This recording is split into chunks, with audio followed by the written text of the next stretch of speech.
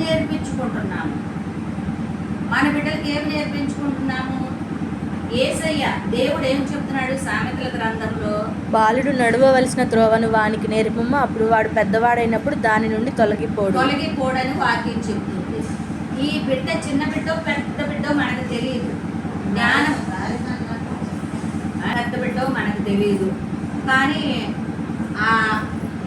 ఇవి ఏమి నేర్పించుకోవాలి? బాలుడు నడవవలసినటువంటి త్రోవను వానికి నేర్పించాలి. అప్పుడు వాడు పెద్దవారైనప్పుడు వాడు దాని నుండి తొలగిపోరు.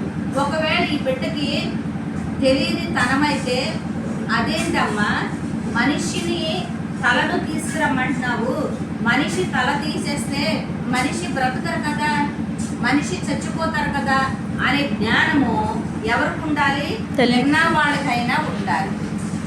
ఇవాళ ప్రతి నిర్ణయము కూడా ఎవరి సొంత నిర్ణయాలు వాళ్ళు తీసుకోవాలే తప్ప వేరొకళ్ళ మీద నిర్ణయాలు తీసుకుంటే ఇలానే ఉంటుంది అన్నమాట.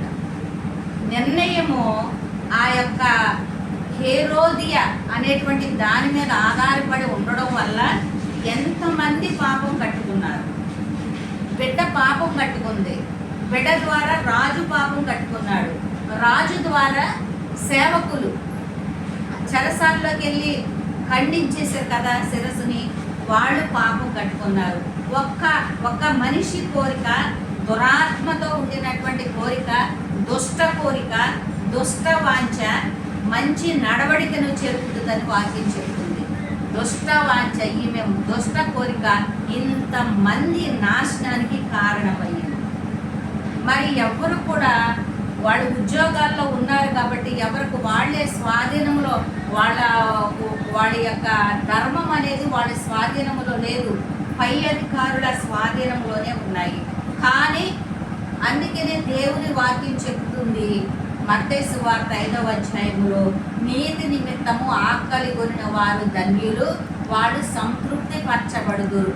నీతి నిమిత్తము, వీళ్ళు దేవుని నిమిత్తము, నాకొద్దు అమ్మ నువ్వు చెప్పిన మాట నేను వినను, ఆ మనిషి తలను, ఆయన మంచివాడో చెడ్డవాడో నాకైతే తెలియదు, ఆయన శిరస్సును నేను అడగను అని చెప్పని బిడ్డ అక్కడే ఎదురు తిరిగితే ఇక్కడ వీళ్ళందరూ కూడా సేవ్ అయ్యేవాళ్ళు కదా. కానీ ఈ బిడ్డ నిర్ణయం తీసుకోలేదన్నమాట. ఆ నిర్ణయాన్ని బట్టి వీళ్ళందరూ కూడా మరి చెడు నిర్ణయాన్ని తీసుకుని ఆ యొక్క యోహాను గారి యొక్క మరణానికి కారణమయ్యారు. రెండోది, బిడ్డలకి మనం ఏం నేర్పించాలో ఒక మాట